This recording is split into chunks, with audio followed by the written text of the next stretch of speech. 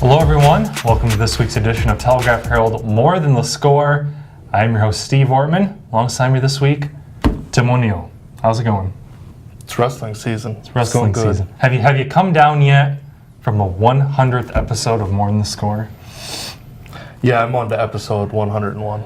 You know, I went into the higher ups, I said, we couldn't get any confetti last week, we couldn't get any cake, 100 episodes, what a great milestone. And you know what they said? I said, can we get it for episode 101? Let's just keep moving forward. How about we celebrate it with our 101st episode of More Than the Score? You know what they said? What? Lottie frickin' da! Whoopity-doo! Go give us 200. That's what they said. We'll see you next year then. You know what I say? I say bring it on, 200. And maybe, finally, 75 was a no, 100's a no. Maybe at 200, we'll get some cake.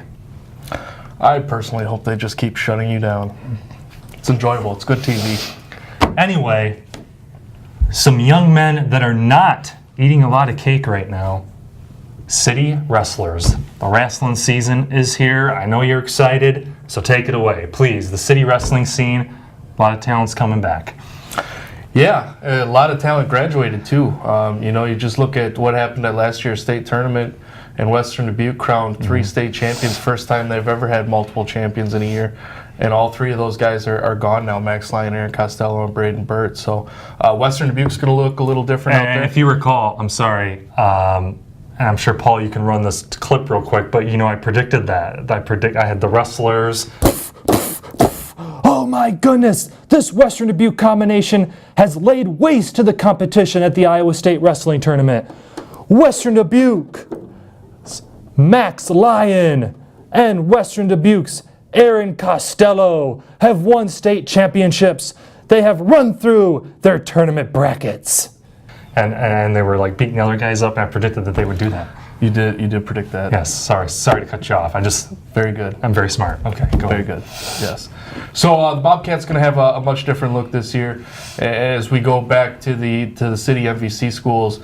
Hempstead, always pretty strong team. Last year they finished regional runners up to Western Dubuque in the dual meet. Just finished just short of a second straight trip to the regional duels. They got a few contenders there, hoping to make some steps up the medal podium. Just starting at the top, you look at Dylan Gottschalk. He's a guy who's been there 3 times, looking to make it 4. So is Alex Ward, trying to become a 4-time state qualifier. And Joe Pins finished 3rd at 120 last year. Great wrestling name, by the way. Great wrestling name. And, he's obviously looking to make that step up. He's ranked number 2 at 120 this year. And then Dylan Olson is also ranked number 2 at 285. So Hempstead's got 4 guys there who are ranked in the top 5 at their weight, who are really hoping to make some noise, and hopefully, if the Mustangs can develop that depth at the other weights, they can really challenge for not only a district title at the district meet, maybe an MVC title or regional title, and then put some points up on the board down at state. Across the city, Wahlert is looking very strong this year. They were ranked number 1 in Class 2A to open the season, both by Iowa Wrestle, had a couple of number 1 ranked wrestlers in Colton Bartow, who finished 3rd last year, and Josh Ramirez, a transfer from the state of Louisiana, who is a 3-time state champion, and obviously has gotten a lot of respect, expecting to do big things. And then they got Boone McDermott, also placed 3rd last year. He's ranked number 2 at 220. Blake Bradley is ranked at 285. And then, you look at senior. I know I'm just rambling here, but I love wrestling. And, these are my favorite episodes. I just get to sit here like a bobblehead. Yeah, that sounds good, Tim. Yeah. Okay. So senior wrestling, as we noted on our 100 episode last week, they got the twins Michael and Thomas Wellborn at 285. They're going to be battling for who's going to be starting for them. They got a returning state qualifier in Matt Conley, as well as Alex Richard, who's a guy who's been doing a lot for them this year. He's a great defensive back for the Ram football team this year.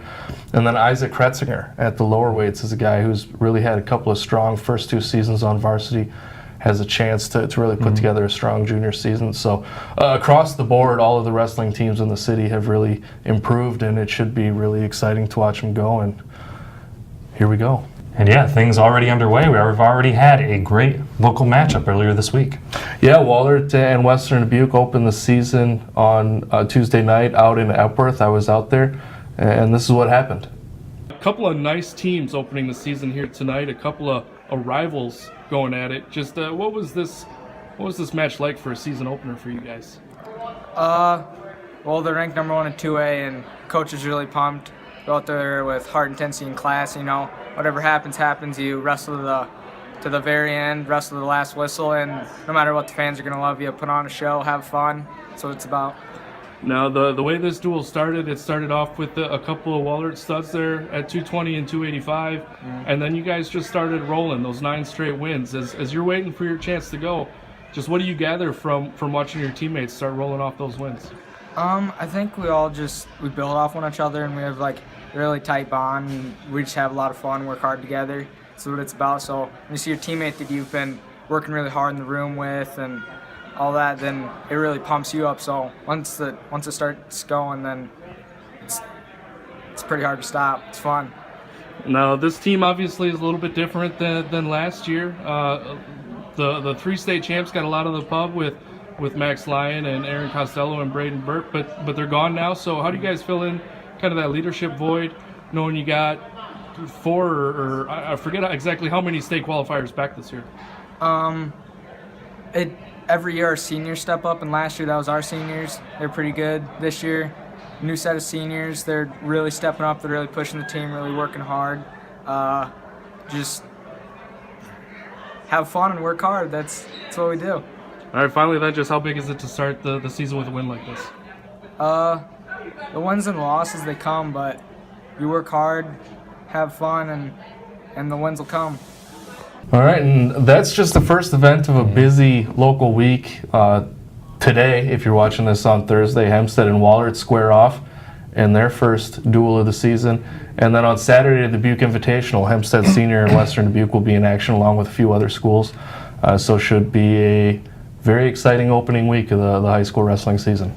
Yeah, girls basketball also kind of really getting things underway. Boys are just starting to get underway as well. So the winter sports season here. Now, I'm going to put you on the spot, Tim.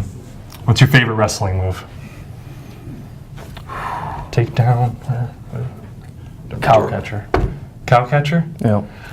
I tend to lead towards the glass shattering. You get sound effects. Stone Cold Stunner. I think it's a lot of 3 counts in wrestling. That's 3 counts, right? That's not a legal move. Oh, it's not legal? I'm pretty sure that would be potentially dangerous. Oh, okay. Well, I still stick by my answer, the Stone Cold Stunner. You're going to get DQ'd a lot. That's a good way to go out. Okay, I'll take the DQ loss. That is going to do it for this week's episode of Telegraph Herald More Than the Score. I'm your host, Steve Ortman. For Tim O'Neill, we'll see you at episode 102.